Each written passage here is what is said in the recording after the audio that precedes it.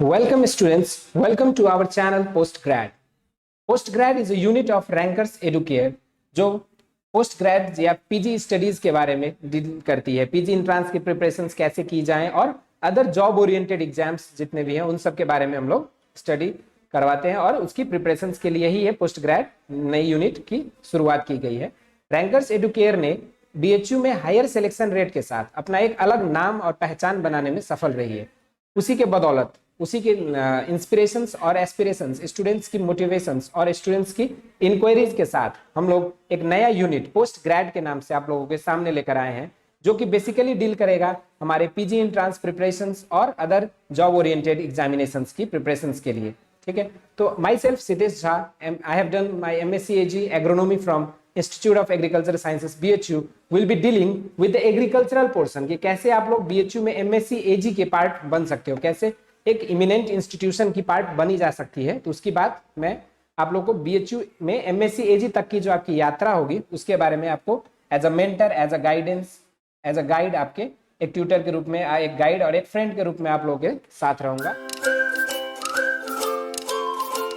BHU में अगर institute of agricultural sciences की बात की जाए तो वहां पे टोटल 11 डिपार्टमेंट है, ठीक, जिसमें हम लोगों को पीजी स्टडीज के लिए हम लोग कर सकते हैं। जैसे कि हमारी आप देख सकते हैं यहाँ पे agricultural economics, agronomy, dairy science and food technology, entomology and agricultural zoology, extension education, agricultural engineering, genetics and plant breeding, उसके बाद horticulture, mycology and plant pathology, उसके बाद प्लांट फिजियोलॉजी और soil science and agricultural chemistry. इस तरह से total यहाँ पे 11 डिपार्टमेंट्स हैं जो यहाँ पे पीजी कोर्सेज कराती है। ठीक है, अब उसके बाद हम लोग नेक्स्ट देखेंगे कि कौन कौन सी कोर्सेज के लिए हमारे यहाँ BHU में PET एंट्रेंस कराई जाती है। ठीक है, तो सबसे पहला कोर्स है हमारा MSc AG in agricultural economics.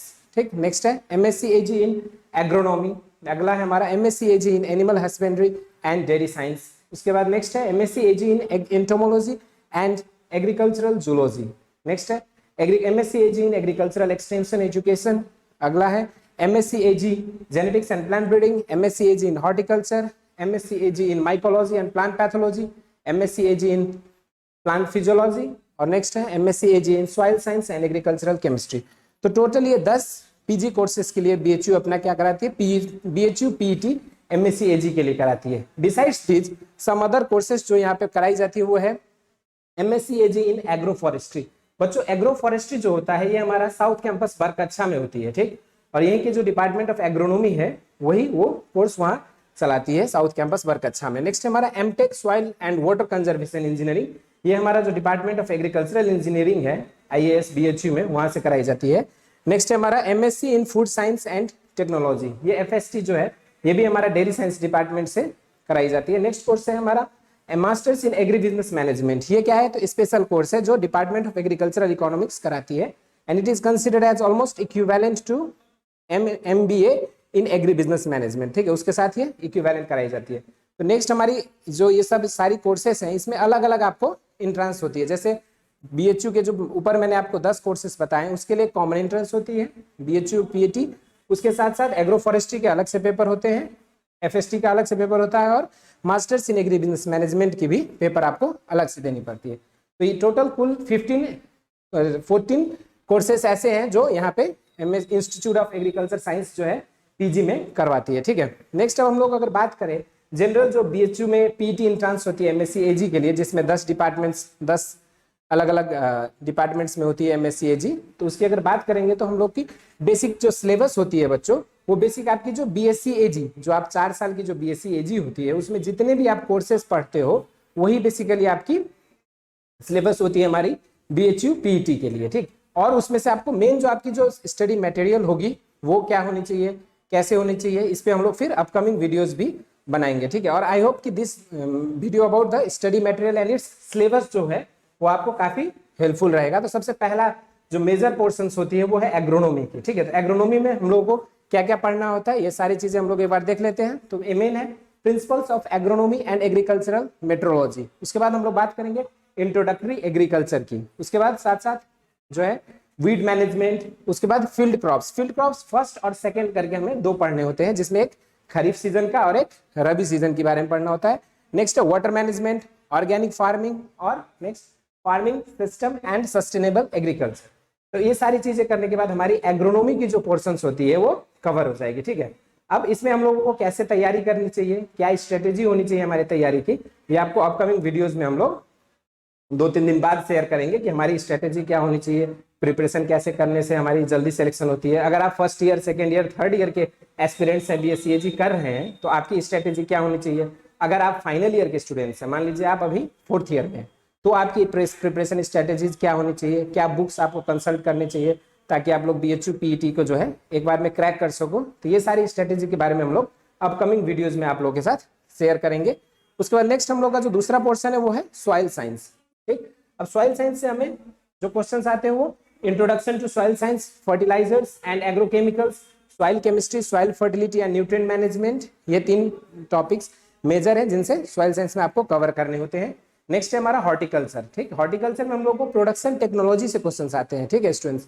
तो आपको देखना है प्रोडक्शन टेक्नोलॉजी ऑफ वेजिटेबल्स हो गया, फ्रूट्स, उसके बाद फ्लावर्स, एरोमेटिक प्लांट्स। उसके बाद नेक्स्ट हम लोग को देखना है पोस्ट हार्वेस्ट मैनेजमेंट, जिसमें सारे पोस्ट हार्वेस्ट प्रोडक्ट्स कैसे बनते हैं, क्या उसकी मैन्युफैक्चरिंग प्रोसेस है, उनकी स्टोरेज कैसे की जाती है, उनकी पेरिसिबिलिटी कैसे बढ़ाई जाती है, ये सारी चीज़ों के बारे में post harvest management and value addition of fruits and vegetables में हम लोग डिस्कस करेंगे, ठीक है स्टूडेंट्स। उसके बाद नेक्स्ट सेक्शन जो हम लोग का है वो है एग्रीकल्चर एक्सटेंशन। ये सोशल साइंस में एग्रीकल्चर एक्सटेंशन और इकोनॉमिक्स है, जिसमें एक्सटेंशन में हम लोग को पढ़ने होते हैं डायमेंशंस ऑफ एग्रीकल्चरल एक्सटेंशन। उसके बाद नेक्स्ट है fundamentals of rural sociology and educational psychology.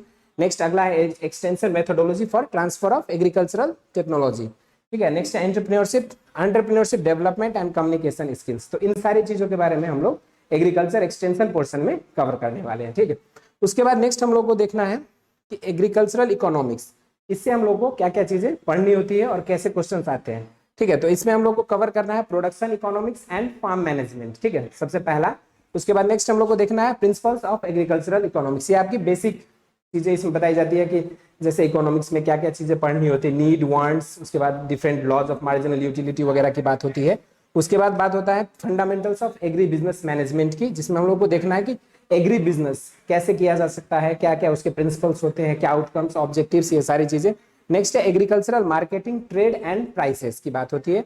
उसके बाद अगला है हमारा प्रिंसिपल्स ऑफ एग्रीकल्चर इकोनॉमिक्स और एग्रीकल्चरल फाइनेंस एंड कोऑपरेशन, ठीक है। तो ये सारी चीजें करने के बाद हमारी एग्रीकल्चरल इकोनॉमिक्स और एग्रीकल्चर एक्सटेंशन के जो सिलेबस है वो हम लोग कवर कर सकते हैं, ठीक है। अब इनके लिए आपको क्या स्टडी मटेरियल कंसल्ट करने हैं, कैसे तैयारी करनी है, वो सारी चीजें आप लोगों को अपकमिंग वीडियोज में मैं शेयर करने वाला हूँ, ठीक है। नेक्स्ट हम लोग का सेक्शन है जेनेटिक्स एंड प्लांट ब्रीडिंग, ठीक है। अब जेनेटिक्स एंड प्लांट ब्रीडिंग से हम लोग को बेसिक चीजें जैसे प्रिंसिपल ऑफ जेनेटिक्स क्या पढ़नी है, उसके बाद फिर आप लोगों को principles of plant biotechnology, plant breeding, seed technology, उसके बाद फिर नेक्स्ट हम लोगों को breeding of field and horticulture crops, कैसे क्या ब्रीडिंग स्ट्रेटेजी होती है, सेल्फ पॉलिनेटेड क्रॉप्स में कैसे किया जाता है ब्रीडिंग, फिर क्रॉस पॉलिनेटेड क्रॉप्स की ब्रीडिंग स्ट्रेटेजी क्या होती है, ये सारी चीजें हम लोग डिस्कस करने वाले हैं। नेक्स्ट सेक्शन है हमारा प्लांट फिजियोलॉजी। प्लांट फिजियोलॉजी में बेसिकली हम लोग बात करेंगे क्रॉप फिजियोलॉजी के बारे में, बेसिक प्रिंसिपल्स क्या होती है, उसके बाद बायोकेमिस्ट्री, इन्वायरमेंटल साइंसेस, उसके बाद अप्लाइड प्लांट फिजियोलॉजी।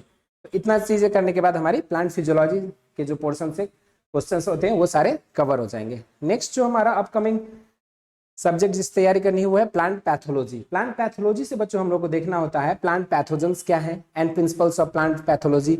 उसके बाद एग्रीकल्चरल माइक्रोबायोलॉजी की बात करेंगे, उसके बाद disease of field crops and there management की बात करनी होती है, उसके बाद disease of horticulture crops and there management, ठीक है। तो इसमें हम लोग बेसिकली कितने डिजीज, उसके पॉजिटिव एजेंट्स, उसके डिजीज साइकिल्स, ये सारी चीजें हम लोग डिटेल में प्लांट पैथोलॉजी पोर्शन से हमें कवर करने होते हैं। नेक्स्ट अगर आप लोग देखेंगे फार्म इंजीनियरिंग से हमें क्या करना होता है, तो पहले शुरू में फार्म पावर एंड मशीनरी, जो बेसिक स्टार्टिंग में आप लोग फर्स्ट सेकंड सेमेस्टर में पढ़ते हो, फार्म पावर एंड मशीनरी। उसके बाद नेक्स्ट हम लोगों को फोकस करना है protected cultivation and post harvest technology पे। अगला फोकस करना है fundamentals of soil and water conservation engineering पे। उसके बाद देखना है हमें रिन्यूएबल एनर्जी, ठीक है। तो इतना करने के बाद बच्चों हमारी जो फार्म इंजीनियरिंग की सिलेबस है वो कवर हो जाएगी। उसके बाद हम लोग बात करेंगे एंटोमोलॉजी की। एंटोमोलॉजी होता है जिसमें हम लोग को पढ़ना है क्या क्या चीजें देखनी होती है, तो क्रॉप्स, उसके बाद pest and stored grain pest, जैसे crop pest and stored grain pest, their management. उसके बाद इंट्रोडक्टरी निमेटोलॉजी की बात अगर करनी है तो इसमें हम लोग को निमेटोलॉजी से भी काफी क्वेश्चंस कभी आते हैं, तो उसको भी हम लोग को कवर करना है। नेक्स्ट हम लोग को देखना है insect ecology and integrated pest management की बातें ऑफ बेनिफिशियल इंसेक्ट्स की कैसे मैनेज करना है, कौन कौन से बेनिफिशियल इंसेक्ट्स होते हैं, उनके ऑब्जेक्टिव्स वगैरह, उनसे क्या बेनिफिट हमें मिलता है, उन सब चीज़ों के बारे में। नेक्स्ट हम लोग को स्टडी करना है इंसेक्ट मॉर्फोलॉजी एंड सिस्टमेटिक्स, इस तरह से हम लोग का इंटोमोलॉजी कवर करना है। नेक्स्ट है बच्चों एनिमल हस्बेंड्री एंड डेयरिंग, देखेंगे आप। तो इसमें दो एस्पेक्ट्स, एक इंट्रोडक्टरी डेयरी साइंस और दूसरा है हमारा life stock production and animal husbandry, animal management. तो इस तरह की चीज़ें हम लोग को देखना है। तो इस तरह से हमारी जो टोटल जो सेक्शंस हैं जनरल एग्रीकल्चर की, जो आप लोग 4 साल में टोटल कवर करते हो, उन सारी चीज़ों की ब्रीफ में एक बार डिटेल स्टडी आप लोग को पूरा सिलेबस का करना है कि बेसिक हमारी बेसिस जो होगी तैयारी करने की, चाहे जो क्वेश्चंस आते हैं वो बेसिक हमारे 4 साल का ही सिलेबस है, जो 4 साल में हम लोग पढ़ते हैं, first year, second year, third, fourth year में, और 8 सेमेस्टर्स में जितने 64 सब्जेक्ट्स के अराउंड आप लोग प्रिपरेशन करते हो, तो वो सारे 64 सब्जेक्ट्स आप लोग के लिए इक्वली इंपॉर्टेंट होते हैं। और अगर आप बात करेंगे BHU PET की, तो BHU PET में बच्चों टोटल 120 क्वेश्चंस आते हैं और ईच 3 मार्क्स आपको ईच राइट आंसर्स के लिए मिलता है, तो एक नेगेटिव मार्किंग आपकी एवरी रॉन्ग आंसर्स के लिए रहता है। तो टोटल 120 क्वेश्चंस रहते हैं अलग अलग सेक्शन से इक्वल नंबर्स में, जैसे 10 सेक्शन हम लोग बात करेंगे तो हर एक सेक्शन से 12 क्वेश्चंस इस तरह से पूरा इलाबोरेटेड रहता है, ठीक। तो इसलिए आप लोग ऐसा नहीं है कि एक ही सेक्शंस आप लोग अगर प्रिपेयर कर लोगे तो BHU PET क्रैक करना आसान है, इसलिए नहीं, ईच एंड एवरी सेक्शन, जितने भी सेक्शंस हैं वो आपके लिए इक्वली इंपॉर्टेंट है, ठीक है।